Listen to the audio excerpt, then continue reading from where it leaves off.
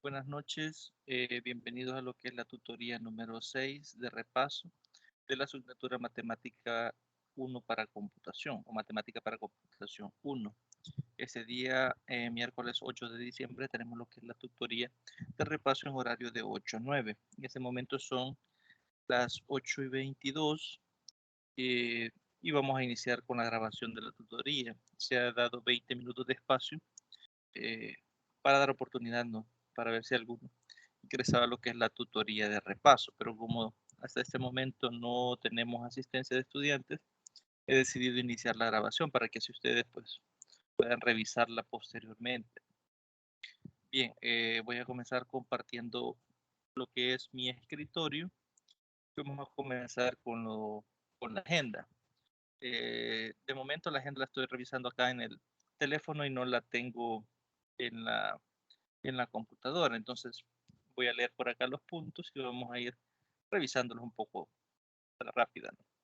El primer punto, literal A, dice comenzar lo que es la unidad 6, ¿no? Definiendo primero lo que es una sucesión, una sucesión finita y una sucesión infinita. Y revisando algunos de los ejemplos que por ahí van a aparecer, ¿no? Bien, acá en el material que ustedes pueden descargar acá, vamos a comenzar en la página 12, donde está lo que es la definición de sucesiones. Dice que algunos de los conjuntos más importantes se originan en relación a las sucesiones. Una sucesión es simplemente una lista de objetos dispuestos en un cierto orden. Un primer elemento, un segundo elemento, un tercer elemento y así sucesivamente. Es decir, si vemos acá en el ejemplo 1, tenemos una serie de elementos, que en este caso son números, que serían unos y ceros, separados por coma, ¿no? Esta sucesión, el primer elemento es 1, el segundo elemento es 0, el tercer elemento es 0, el cuarto elemento es 1 y así sucesivamente, ¿no? Cada uno de ellos tiene un orden definido. Por ejemplo, si yo les dijera cuál es el quinto elemento, solo habría que contar, ¿no? 1, 2, 3, 4 y el quinto elemento es 0, ¿no? Otra característica que podemos notar acá es que esta serie de números puede ser finita o infinita. ¿Qué quiere decir que sea finita? Que tiene un número determinado de objetos. Por ejemplo, en este caso, si contamos cuántos objetos hay, tenemos 1, 2, 3, 4, 5, 6, 7, 8, 9, 10, 11, ¿no? Y después del 11 no tenemos puntos suspensivos, por lo tanto, podemos afirmar que esta es una sucesión finita, ¿no? Si tuviésemos una coma y 3 puntos suspensivos, eso indica que hay muchísimos más elementos después y estaríamos hablando de una sucesión infinita, ¿no? Nos dice que las listas se pueden finalizar después de n pasos, es decir, en este caso, después de n igual a 11. Ahí finaliza la lista de objetos para el ejemplo 1. Dice, o puede continuar indefinidamente, ¿no? En el caso que aparezcan por ahí 3 puntos suspensivos. En el primer caso se define eh, que la sucesión es finita y en el segundo caso, pues que la sucesión es infinita, ¿no? Los elementos pueden ser diferentes o pueden haber algunos repetidos. En el ejemplo podemos ver que el 0 está repetido en este caso 5 veces, ¿no? Y el 1 está repetido lo que es 6 veces. Se pueden que existan elementos repetidos o puede que no. Y aquí, pues creo que ya analizamos la definición a través del ejemplo 1. En el ejemplo tenemos lo que es una, una sucesión finita en la cual se repiten 6 veces el número 1 y 5 veces el número 0, ¿no? El primer elemento es 1, el segundo es 0, el tercero es 0 y así sucesivamente podemos nombrar los elementos, ¿no? de, la, de la sucesión, ¿no? Bien, con eso tenemos completo, creo, lo que es el literal A, ¿no? De una sucesión finita o una sucesión infinita, ¿no? Por aquí aparecen otros elementos, por ejemplo, el ejemplo 3 nos muestra lo que es una sucesión infinita, ¿no? Si nos fijamos, el primer elemento es 1, segundo es 4, tercero es 9, el cuarto 16, quinto 25 y aparece ahí 3 puntos suspensivos y una coma. Eso indica que sigue el listado de elementos. Aquí nos da la regla de correspondencia para que podamos encontrar los elementos que siguen. Por ejemplo, el primero es 1 al cuadrado, el segundo es 2 al cuadrado, el tercero es 3 al cuadrado, sería n al cuadrado. En el caso acá seguiría 36, que es el sexto elemento. 1, 2, 3, 4, 5. Aquí sigue 6 por 6, que es 36. De ahí sería 7 por 7, 8 por 8, 9 por 9, y así sucesivamente. Si quisiéramos el enésimo término, sería n por n, ¿no?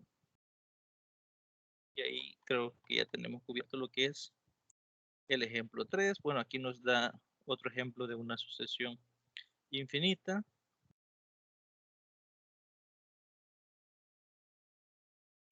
Bien, por aquí.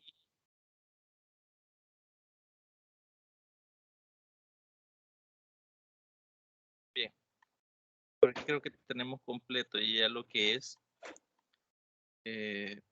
bueno, aquí nos da la definición de una sucesión recursiva, ¿no? Vamos a leer por acá, dice, a una fórmula como esta, que se refiere al término anterior para definir el siguiente término, se le llama sucesión recursiva o recurrente, ¿no? Es decir, necesita del primer elemento para encontrar los demás. Por ejemplo, acá nos da el primer término, a sub 1, es decir, el primer elemento es 3, luego es a sub n, sería el elemento anterior más 5. Por ejemplo, si yo preguntara quién es a sub 2 aquí sería el a sub 1 más 5, porque como n vale 2, n menos 1 es 1, y tendría el a sub 1 y el a sub 1 vale 3. Entonces, en lugar de a sub n menos 1, tendría 3 y 3 más 5 es 8. Quiere decir que el a sub 2 es 8. De igual forma, yo puedo encontrar el a sub 3. Si aquí vale 3, 3 menos 1 es 2, y tendríamos a sub 2, y a sub 2 acabamos de ver que es 8. 8 más 5 es 13, y tenemos ya ahí quién es el a sub 3, y así sucesivamente. Siempre que necesitemos los términos anteriores, vamos a hablar de una sucesión recurrente o recursiva. Creo que es otra definición que podemos ver por acá.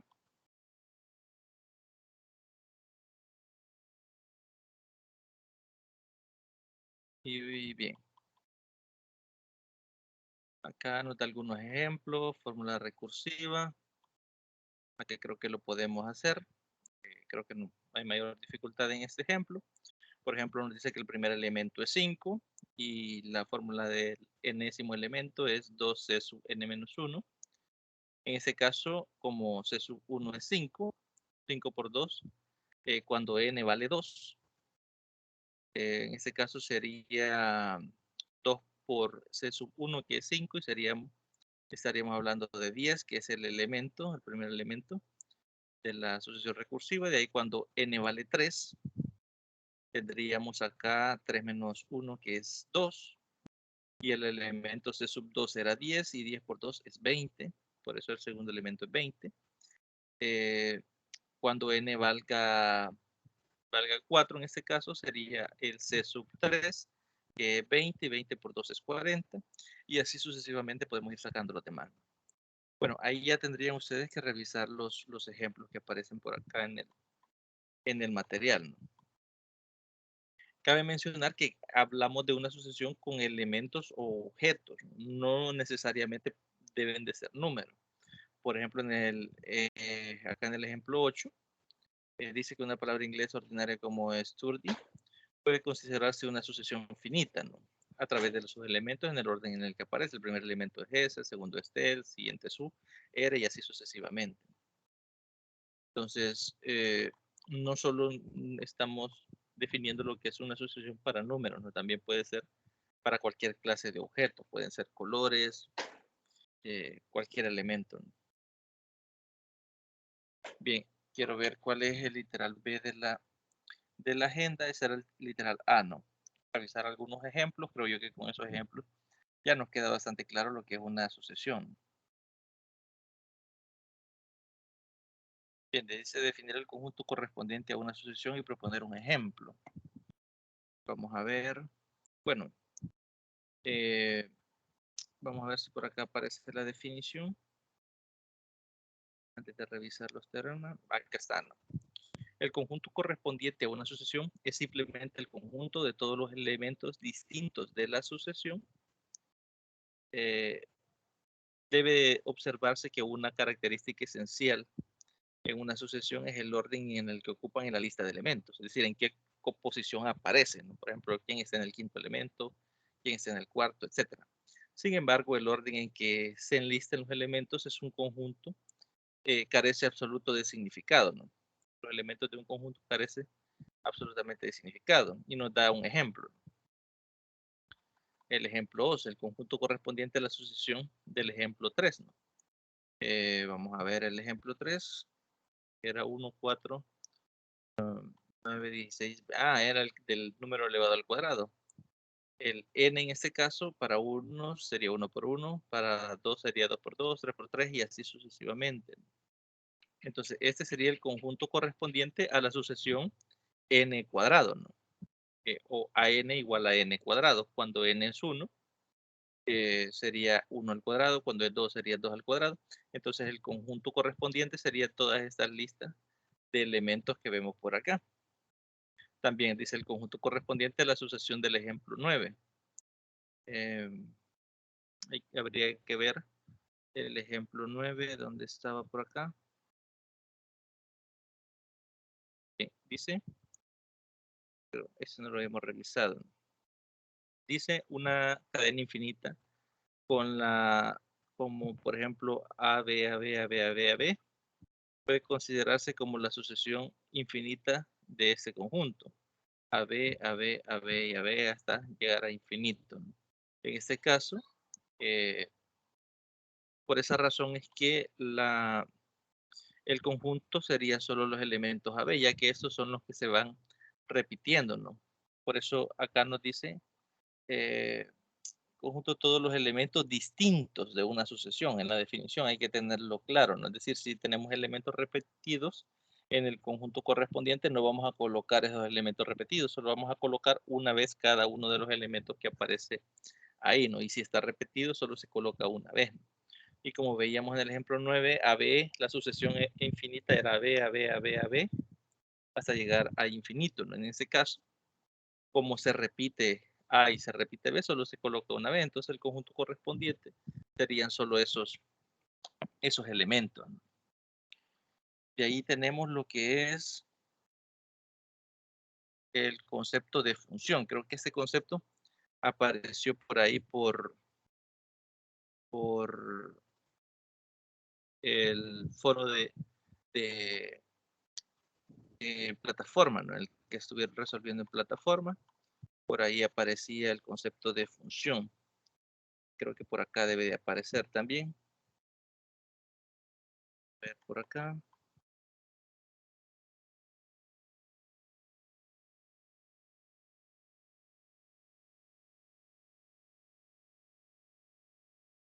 Bien, vamos a hacerlo un poquito más grande.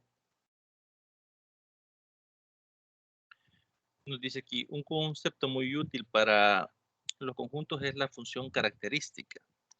Las funciones serán estudiadas en la sección 5.1, pero por ahora se podrá avanzar por intuición y contemplar una función en conjunto con una regla de asignación de cierto valor. Aquí hay que tener cuidado, ¿no? Aquí una función sería una regla de asignación o regla de correspondencia.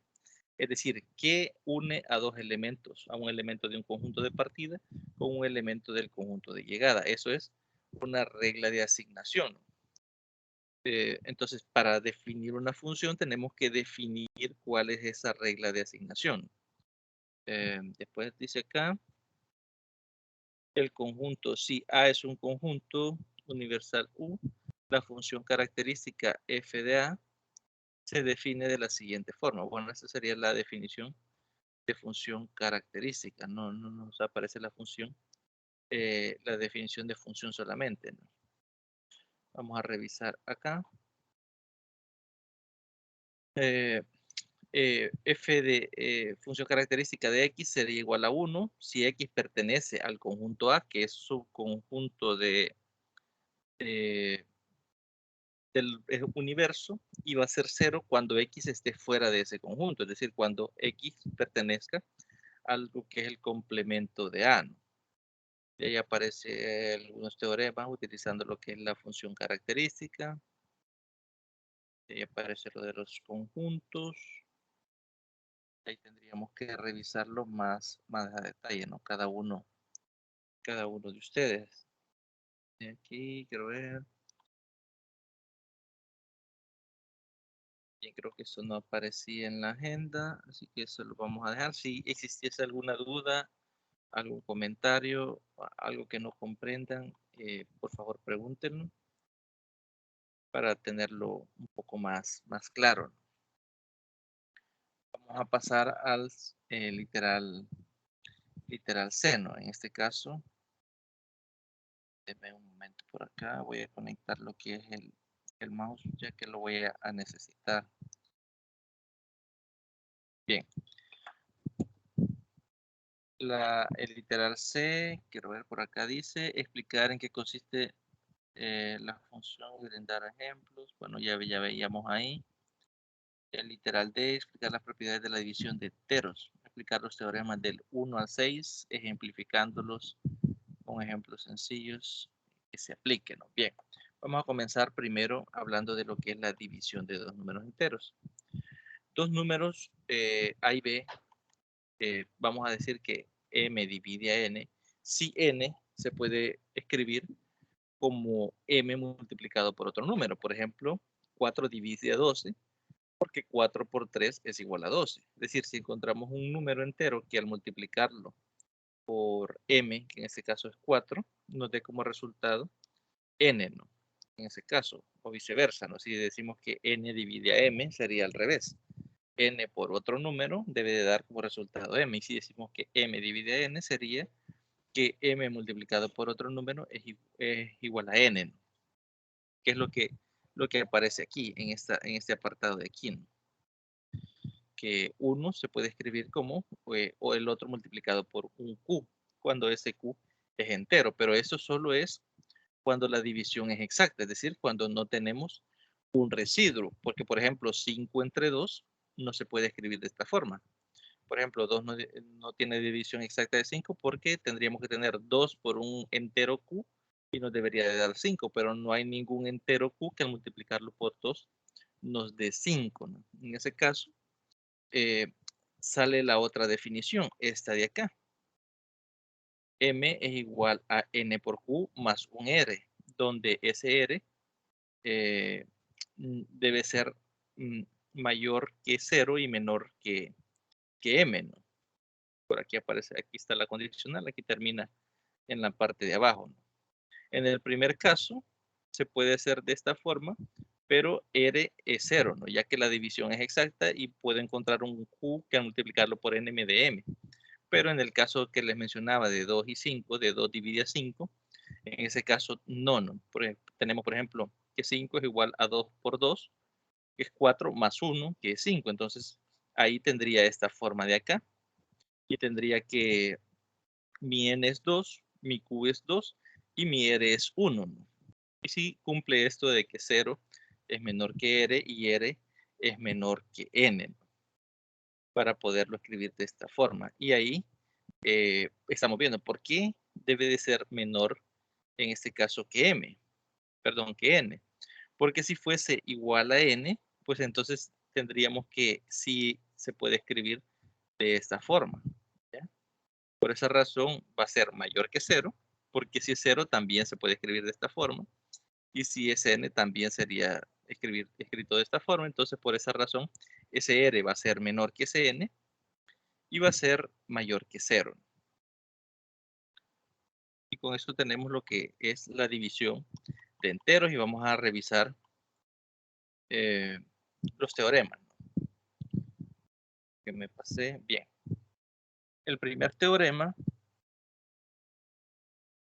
si n, perdón, si n es diferente de 0 y m son enteros no negativos, es decir, son positivos, ambos, m y n,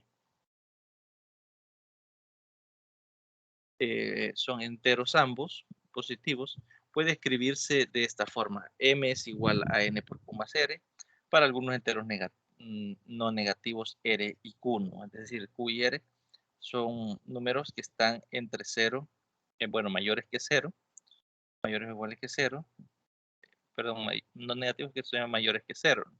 Y en este caso, R va a ser mayor o igual que 0 y menor que N. Además, solo hay una manera de hacer esto, es decir, existe una única forma de escribir esto de esta forma, y solo una, ¿no? Es decir, no hay más. Y pues vamos a ver el ejemplo para tener más claro este teorema.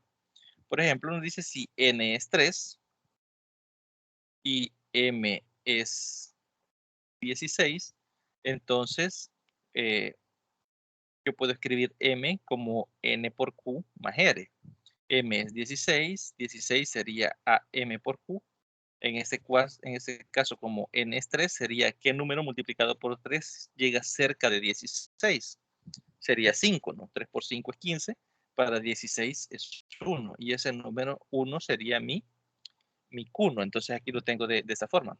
M es igual a Q por N más R, ¿no? Donde Q es 5 y R es 1.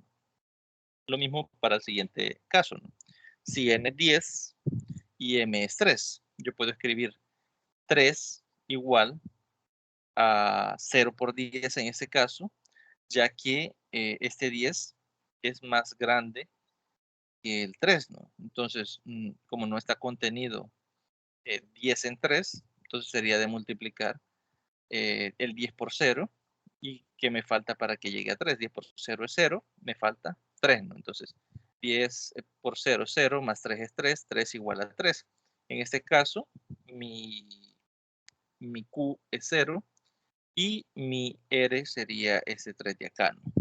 Entonces, creo que ahí ya tenemos ejemplificado lo que es el teorema 1, ¿no? Vamos a ver por acá.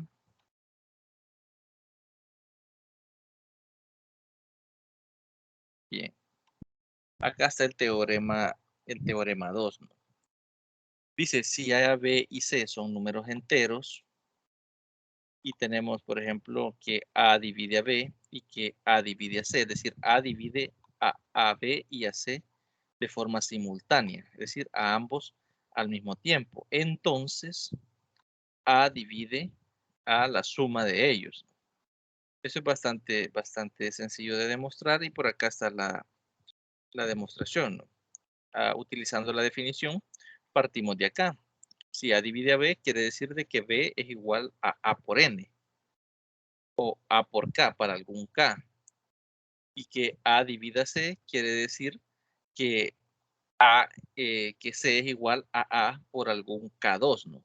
Que es lo primero que vamos a establecer aquí. B igual a K1 por A, y el otro sería que C es igual a K2 por A. Y luego, como estamos queriendo ver que divida la suma, vamos a sumar esto de acá, que equivale a C, más esto de acá, que equivale a B, ¿no? Entonces yo voy a tener, en lugar de B más C, en lugar de esta parte de B más C, voy a tener lo que es K1 por A más K2 por A, ¿no? Y luego, como sé que K1 y K2 no son negativos, por la definición de divisibilidad de enteros, yo puedo sacar factor común A. Recordemos que tanto A como K1, como K2, como en este caso, bueno, cada uno de ellos, todos son enteros positivos. Entonces, yo puedo sacar factor común A, ¿no? Ya porque estas propiedades de los enteros las conocemos, ¿no? Estos axiomas de los números enteros los conocemos, entonces yo puedo sacar ese factor común. Y me queda A factor de K1 más K2. Ahora, como K1 es un entero y K2 es otro entero, la suma de K1 más K2 va a ser un K3, por ejemplo, un K sub 3, que también es un entero. Entonces yo he llegado a que C, a que B más C es igual a un K3 por A, ¿no? Es decir, he llegado a la definición de divisibilidad de B más C, y eso implicaría que este A divide a B más C, ¿no? ¿Qué es lo que quería probarse de este lado, ¿no? Es decir, partimos de estas hipótesis, aplicando la definición, y hemos llegado a esto de acá. De forma similar, pues pueden revisar el BC y el D, ¿no? Si lo hacemos con números, por ejemplo, 3 divide a 6, vamos a decir que A es 3 y que B es 6, ¿no? 3 divide a 6 y vamos a decir que en este caso C es 9, ¿no? Entonces vamos a decir 3 divide a 6 y 3 divide a 9. Eso es cierto, ¿no? Ya que 6 entre 3 es 2 y 9 entre 3 es 3, ¿no? Entonces, vamos a ver si en este caso A, que es 3, divide a la suma de 6 más 9, ¿no? 6 más 9 es 15. Entonces, 3 divide a 15, pues sí, sí lo divide. Y ahí hemos visto directamente, ¿no? De que se cumple lo que es la primera propiedad.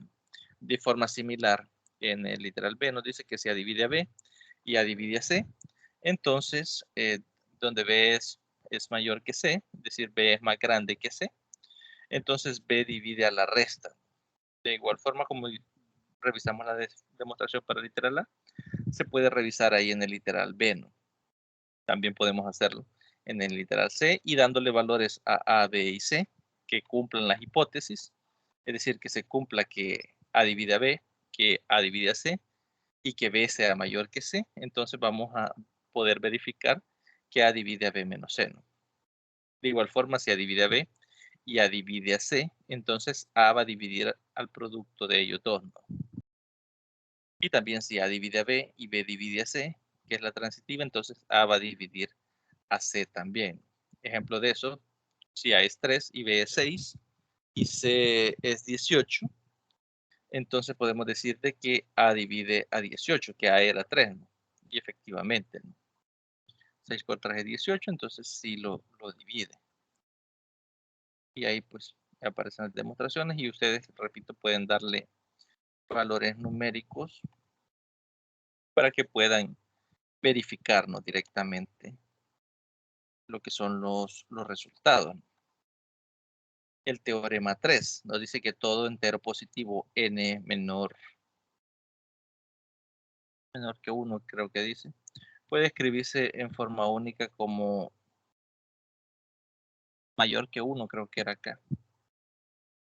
Puede escribirse de la forma única como el producto de sus factores primos, donde cada uno de esos factores es mayor que el anterior, ¿no? El primer factor es menor que el segundo y así sucesivamente. Son los distintos primos que dividen al número, ¿no? Al número n en este caso. Y las K son los enteros positivos, bueno, serían las posiciones de cada uno de los factores primos.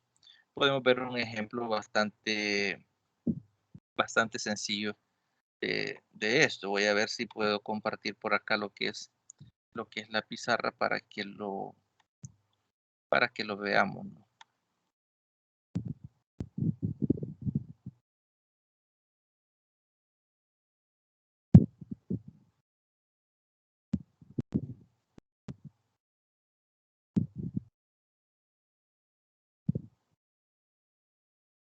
Bien, creo que eso es lo que habíamos hecho la vez pasada.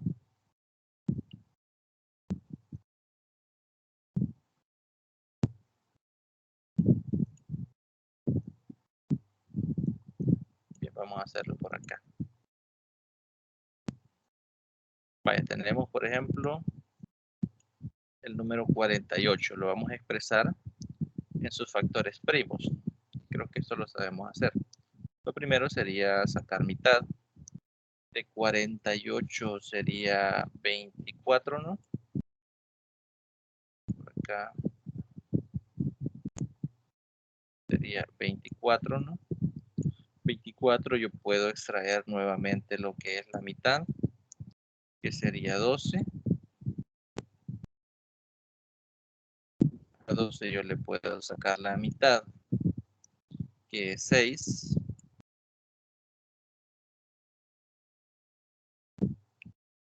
Decíamos que es 6.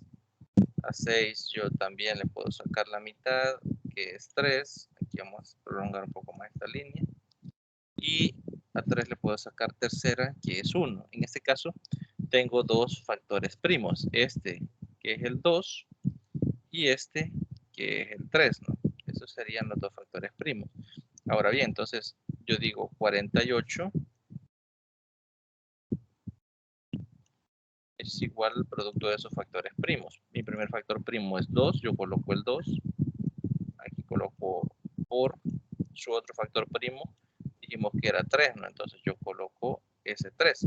Pero ¿cuántas veces se repitió el 2? Aquí tenemos 1, 2, 3, 4. Entonces aquí sería 2 elevado a la cuarta. ¿Y cuántas veces se repite 3? ¿No? En este caso 3 solo se repite una vez, ¿no? Que es ese de acá. Entonces sería 3 a la 1. Es decir, 48 es igual a 2 a la cuarta por 3. ¿No?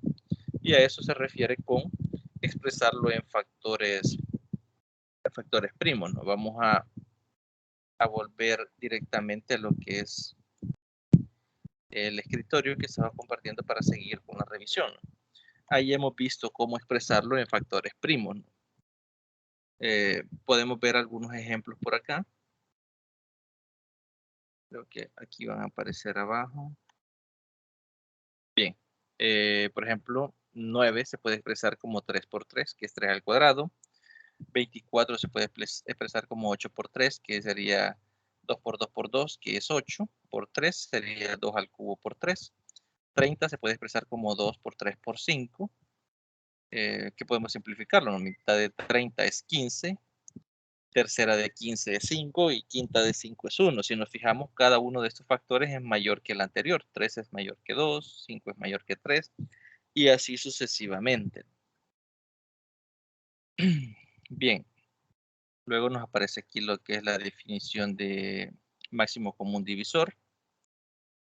Nos dice que si A y B y K están en los enteros positivos y K divide A y K divide a B, se dice que K es un divisor común de A y B si D es el mayor de estos divisores. Es decir, si es el mayor de todos los divisores de ambos números, ¿no? En este caso vamos a ver el teorema, ¿no? Creo que eso ya creo que lo dominamos un poco más. Estamos más familiarizados con eso, ¿no?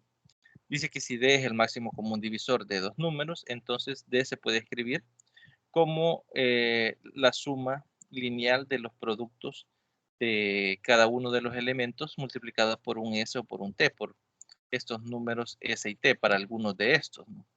Enteros positivos. Y el literal B, si C es cualquier divisor común de A y B, entonces C también divide al máximo común divisor, ¿no? Vamos a ver si lo podemos ver con un ejemplo por acá. Bueno, esto creo que es la demostración del teorema y acá está el ejemplo, ¿no? Dice que sea A 190, B 34. Entonces, aquí utilizando el algoritmo, podemos encontrar lo que es el máximo común divisor de ambos números, pero también lo podemos hacer de otra forma un poco más fácil. Vamos a tratar de hacerlo de otra forma. Aquí sería primero escribir 190 como el producto de Q por B en este caso, más algún R. Por ejemplo, en este caso el Q es 5, 5 por 34. Vamos a ver, 5 por 4 es 20, coloco 0, llevo 2, 5 por 3 es 15 y 2 que lleva 17, sería 170. La multiplicación de 5 por 34. Y ahora, ¿cuánto le falta a 170 para llegar a 190? Pues le faltan 20, ¿no? Ahora repetimos el proceso, solo que lo hacemos con el 34 de acá. Tomamos el 34 de acá y el 20, que era el resto, lo colocamos acá para multiplicarlo por un entero y ver cuánto nos falta para llegar a 34. Vemos que 20 solo está contenido una vez en 34, 20 por 1 es 20. Para llegar a 34 nos falta 14. Luego hacemos el mismo proceso. Este de acá pasaría a acá y tendríamos que colocar el residuo de acá, que era 14, multiplicado por un número. 14 solo está contenido una vez en 20, entonces el Q en este caso es 1. 1 por 14 es 14, nos faltan 6 para llegar a 20. Repetimos ese proceso. Este 14 ahora acá, lo vamos a pasar para acá y el residuo que era 6, podemos ver que se va reduciendo, ¿no? Lo colocamos acá. ¿Cuántas veces está contenido 6 en 14? Pues está contenido 2 veces. Entonces, este Q sería 2. 2 por 6 es 12. Para llegar a 14 nos falta 2, entonces agregamos ese 2 por acá y repetimos nuevamente el proceso. Ahora este 6 pasa para acá y este 2 pasa para acá. 2 está contenido 3 veces en 6, entonces exactamente el Q sería 3, 3 por 2 es 6, y en ese caso no tenemos residuo. Como no tenemos residuo, entonces no continuamos con el proceso, y el máximo común divisor sería este 2 de acá, ¿no? Ese sería el máximo común divisor. Puede haber otra forma un poco más sencilla de encontrar esos divisores comunes. Por ejemplo, vamos a ver 190 y 34. Vamos a tratar de verlo acá nuevamente. Espero que no tarde mucho.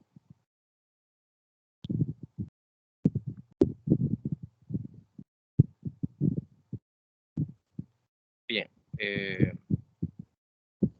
Teníamos que era 190 y 34. ¿No? Podemos colocar en este caso directamente lo que es el 190. Creo que lo hice muy grande. A ver, 190. Y vamos a sacar acá. Y el otro era 34.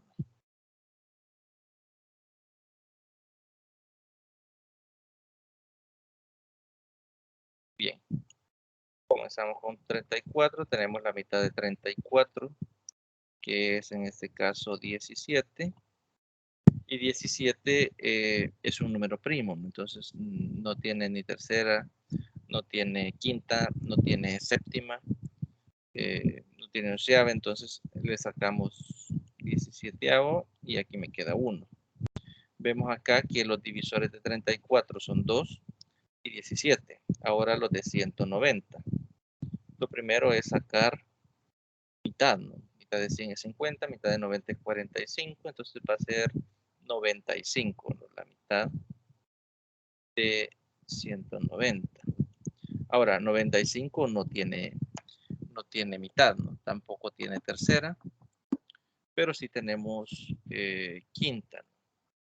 Quinta de 95, pues sería 19, ¿no? Ya que 19 por 5 da 95. Y 19 es un número primo, entonces no tiene séptima, no tiene onceava, entonces le sacamos 19 y nos queda 1. Los divisores en este caso son 2, 5 y 19. Quiere decir que, vamos a poner acá, que 190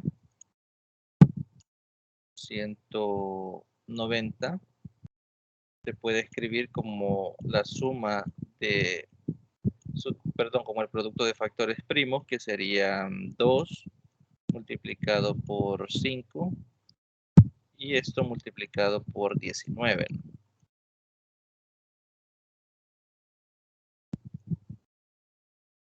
Y por otra parte vamos a tener que 34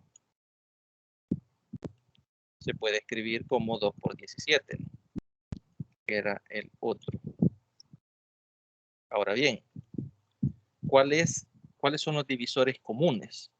En este caso, los divisores comunes únicamente es, en este caso, el 2, ¿no? Si tuviésemos más de un divisor común, por ejemplo 2 y 5, por ejemplo, si fuera también divisor de 34, sería 2 por 5, 10, y 10 sería el máximo común divisor de ambos, pero en este caso, como solo tenemos el 2, entonces el máximo común divisor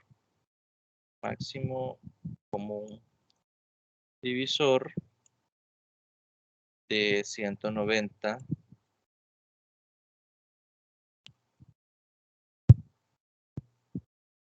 y 34, vamos a decir que es igual a 2, ¿no? Y es otra forma que ustedes pueden emplear para encontrar el máximo común divisor. De hecho, creo que en el material por allí aparecen unos ejemplos donde pueden utilizar este proceso para encontrar lo que es el máximo común divisor, ¿no? Ahí aparecen otros ejemplos, aparece el teorema 5. Nos dice el teorema 5 que si A y B están en los enteros positivos, entonces el máximo común divisor es de de esos dos números es igual al máximo común divisor de B con B más o menos A, ¿no? Es decir, el máximo común divisor de los primeros dos también es el máximo común divisor de B con B más o menos A, ¿no? Y por ahí aparece la demostración. Eso lo podemos ver dándole valores a A y B. Por ejemplo, veíamos el ejemplo anterior que vamos a ver por acá, vamos a hacerlo otra vez en la pizarra.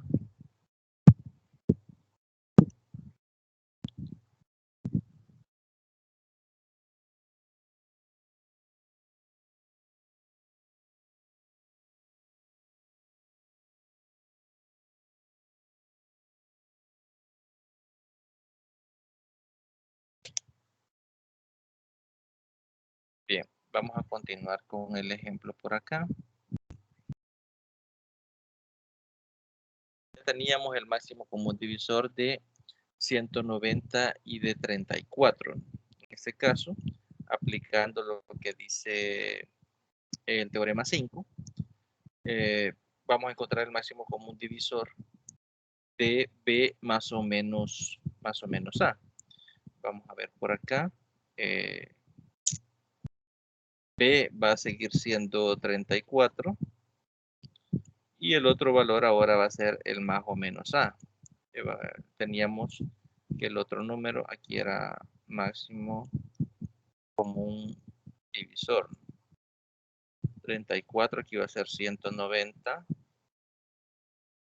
Vamos a hacerlo con más 34, ¿no? Y el más y el 34 por acá, ¿no? Ahora, 190 más 34 va a ser 224. Entonces, aquí esto va a ser el máximo común divisor.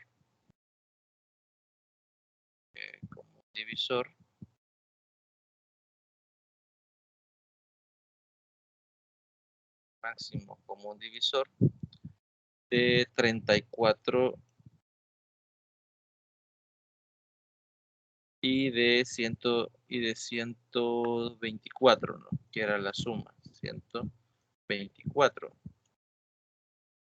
Ah, no, 224 era, que eran 224, ¿no? Que era 190 más 34. Aquí ya sabemos los divisores que está de esto, ¿no? Que aquí eran 2 y 17, ¿no? 2 y 17 son los divisores de 34.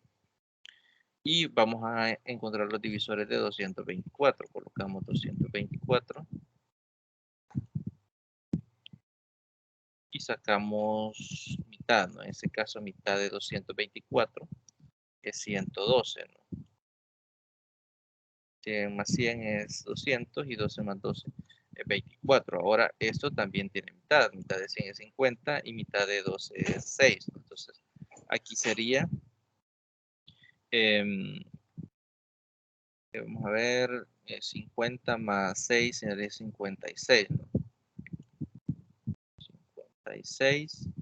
Y luego podemos sacar mitad otra vez a 56. Mitad de 50 es 25 y mitad de 6 es 3, sería 28. Coloco 28. Quedó algo raro ese 8. Parece 3. Bien. 28 también tiene mitad, que sería en este caso 14. Y mitad de 14 en este caso es 7. Y séptima de 7 en este caso es 1, ¿no? Quiere decir que los divisores de 224 es 2. Perdón, los factores primos serían 2 y 17. Quiere decir que 224 es igual a 2.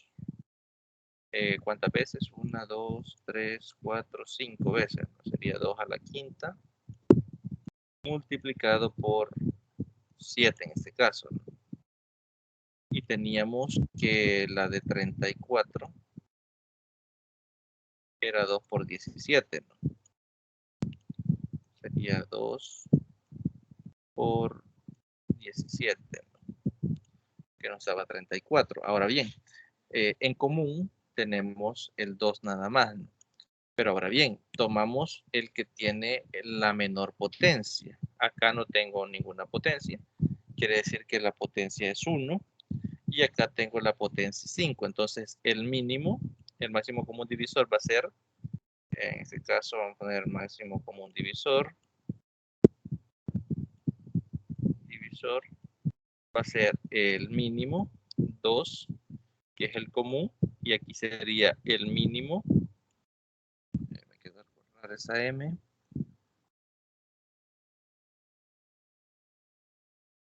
El mínimo de 5 y 1, ¿no? De 2 elevado al mínimo de 5 y 1. Y el mínimo de 5 y 1, en este caso, es 1, ¿no? El más pequeño de los dos, en este caso, es este de acá. Por lo tanto, va a quedar el máximo común divisor de esos números como 2, ¿no? 2 a la 1, que es 2. Y en este caso, vemos que tiene exactamente, el mismo máximo común divisor, ¿no? Que era lo que dice el teorema, ¿no? Es decir, el máximo común divisor de 190 y 34 era 2, y luego el máximo común divisor de 34 y A más B, A era 190 y B era 34, es igual al máximo común divisor, ¿no? Del original, que era A y B, ¿no? Que es 2, y vemos efectivamente, que se cumple, ¿no? Que ambos máximos común divisor son el mismo. Lo mismo ocurre con la resta. Si ustedes desean verificarlo, pues pueden darle valores numéricos y también pues lo van a poder poner a prueba, ¿no? Luego tenemos el mínimo común múltiplo, que en este caso es nos dice que K pequeña de esta, si A y B partieron enteros, eso se dice que K es un múltiplo común de A y B, para acá, más pequeña de las que se llaman C, se denomina mínimo común múltiplo de A y B, ¿no? El siguiente resultado muestra que, bueno, creo que esos términos ya los manejamos. Por aquí aparece, vamos a revisar el último teorema que nos pide la tutoría de repaso, ¿no? Que es el teorema 6, que nos dice que si A y B son dos enteros positivos, entonces el máximo común divisor de A y B multiplicado por el mínimo común múltiplo de A y B es igual al producto de los números A por B, ¿no? Tendríamos que calcular el máximo común divisor y el mínimo común múltiplo, multiplicarlos y verificar que es exactamente el mismo resultado si multiplicamos directamente los valores de A y B. Aquí tenemos un ejemplo para que lo veamos un poco más fácil de ejemplificar. Nos dicen sea A igual a 540 y B 504, factorizamos A y B en factores primos, que era lo que estamos haciendo. Si sacamos mitad, vamos a llegar, tercera y quinta, vamos a llegar a estas factorizaciones. 540, perdón, es igual a 2 al cuadrado por 3 al cubo por 5. Y 504 es igual a 2 al cubo por 3 al cuadrado por 7. Desde aquí podemos sacar lo que es el máximo común divisor. Veamos cuáles son los comunes. En este caso tenemos en común 2 y 3, ¿no? Pero sería el mínimo de las potencias. En este caso la potencia es 2 y aquí la potencia es 3. Entonces el mínimo entre 2 y 3 sería 2, ¿no? Entonces nos queda 2 al cuadrado.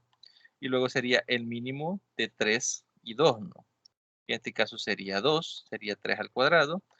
Y luego no tenemos común 5 ni 7, ¿no? Por eso aparece 5 a la 0 y 7 a la 0, ¿no? Porque no aparecen en ambos. Ahora, 2 al cuadrado es 4, 3 al cuadrado es 9, 4 por 9 es 36. Quiere decir que el máximo común divisor de 540 y 504 es 36. Ahora sacamos lo que es el mínimo común múltiplo. De forma similar, como ya teníamos lo que son los factores primos, solo que ahora en lugar de ser el mínimo, como eje en el máximo común divisor, vamos a buscar el máximo. El máximo entre 2 y 3 es 3. El máximo entre 3 y 2 en este caso es 3. El máximo entre 1 y 0 es 1. Y el máximo entre 0 y 1 también es 1. Sería 2 al cubo, que es 8, por 3 al cuadrado, que es 27, perdón, al cubo, que es 27, por 5 por 7, y eso nos da 7560. Si yo multiplico 36 por 7560, obtengo como resultado lo que es, a ver, 36 acá. Ajá, sería 272.160, ¿no?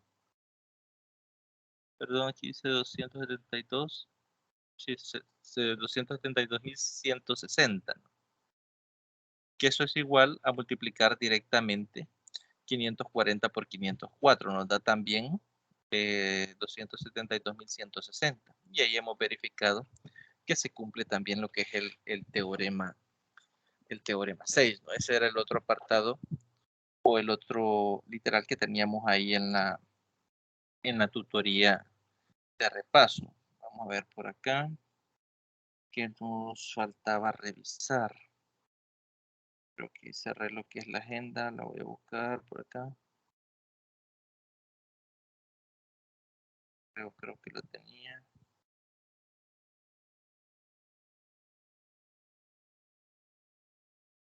Bien, íbamos por el literal ENO, definir lo que es una matriz, ¿no?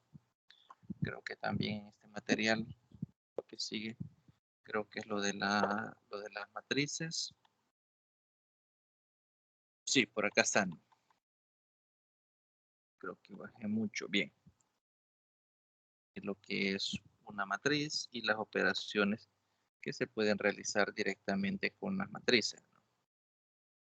Bien, nos dice que una matriz es un arreglo rectangular de números dispuestos en m renglones, es decir, acá hay m renglones.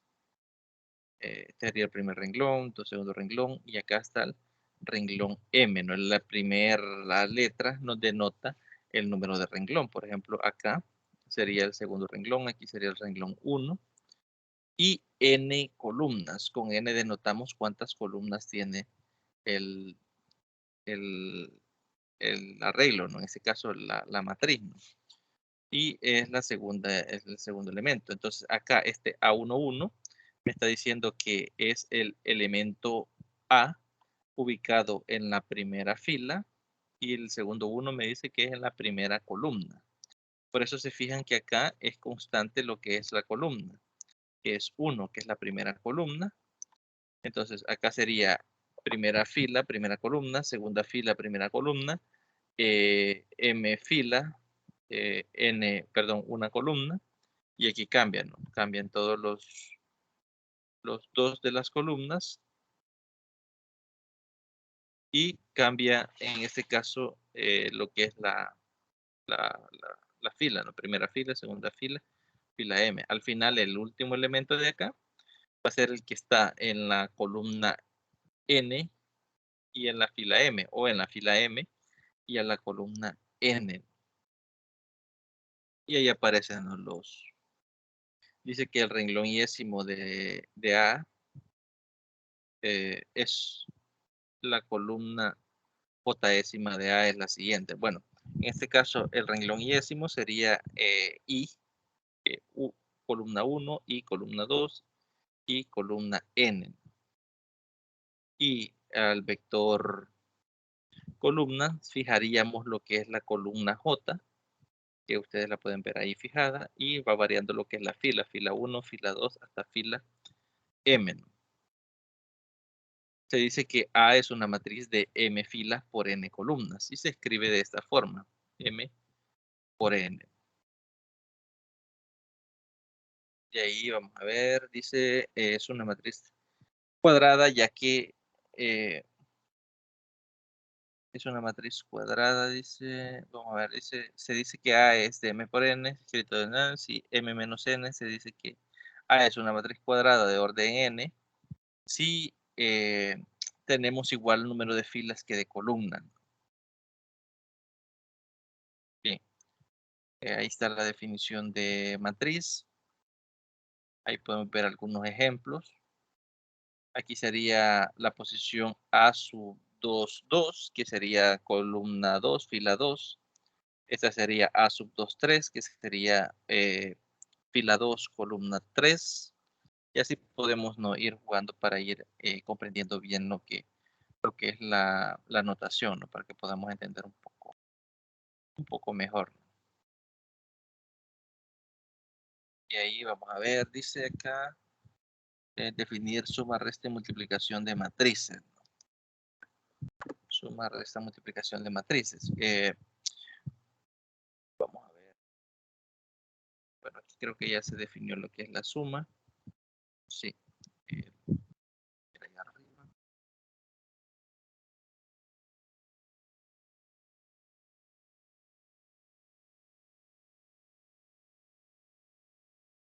Bien. En el ejemplo 4 lo definen.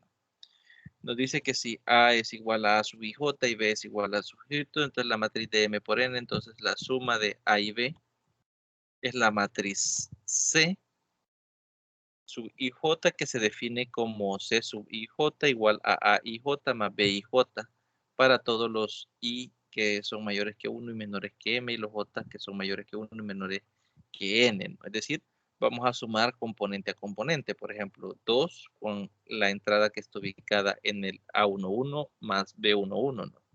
Sería 2 más 2, que es 4. Luego tomaríamos la entrada menos 3 con X, sería menos 3 más X, y así sucesivamente. En este ejemplo, perdón, en el ejemplo 5, por ejemplo, la entrada A11, o perdón, C11 sería sumar A11 más B11, sería 3 más 4, que es 7. Entonces la primera entrada de la matriz sería 7, la entrada C12 sería 4 más 5, ¿no? Que son 9, y luego menos 1 más 3, que es 2, y así sucesivamente, ¿no? Vamos a ver el resultado por acá. Por acá está. Bien, aquí está, ¿no? Sumamos esas componentes. Aquí habíamos encontrado 7, aquí habíamos encontrado 9, aquí habíamos encontrado 2, y de forma similar se encuentra 5 menos 3 y 0, ¿no? Y ese es el resultado de sumar A con B, ¿no? Ahora, la resta se define a partir de la suma, ¿no? En este caso, la resta de matrices, bueno, acá la definen en el teorema, también sería restar componente a componente. Y el producto de matrices, ver por acá,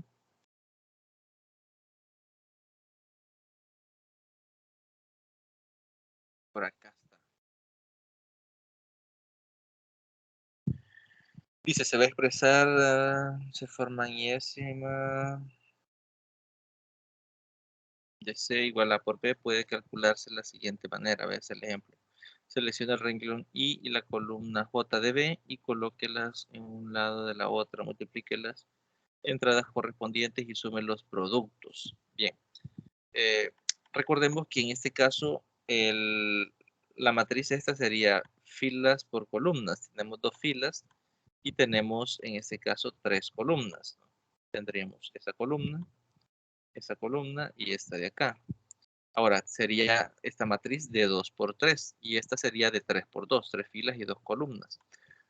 Solo se puede definir la multiplicación cuando el número de columnas es igual al número de filas. El número de columnas de la primera matriz es igual al número de filas de la segunda. ¿Por qué? Porque vamos a tomar la primera fila y la vamos a multiplicar por la primera columna. Para que eso pueda darse sería 2 multiplicado por 3 más 3 multiplicado por menos 2 más menos 4 multiplicado por 5. que es esto que tenemos acá. Y esa sería la primera entrada de la matriz producto de A por B. Luego, nuevamente tomamos esta fila, pero ahora vamos con la segunda columna.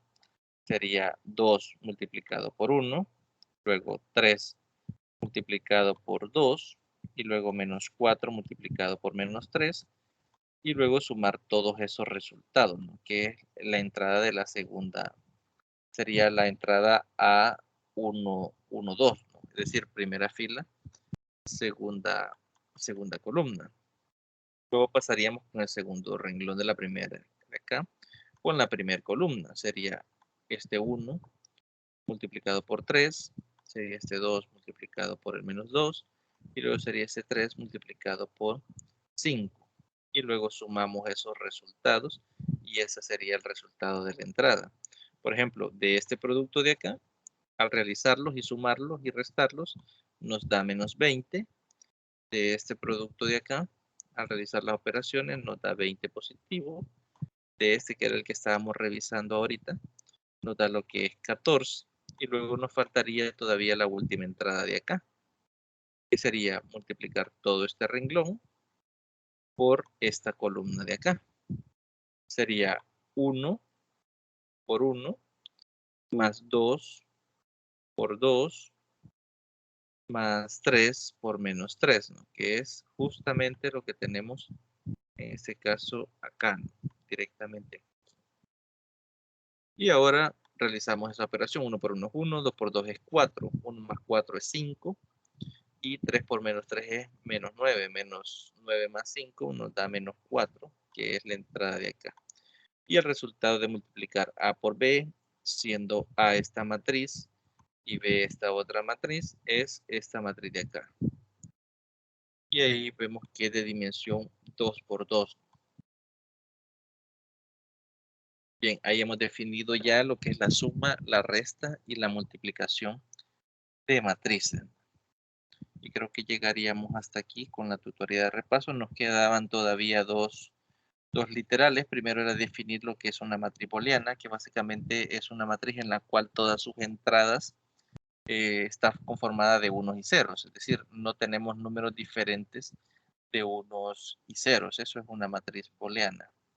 De ahí definir la unión, la conjugación y el producto booleano, explicar el ejemplo 11 y 12. Bueno, sería de que ustedes revisen el ejemplo 11 y 12, luego de haber definido o revisado esos conceptos, esas definiciones. Cualquier duda, cualquier consulta o comentario, pues estoy a la orden, y pues quedaríamos hasta acá. Muy buenas noches.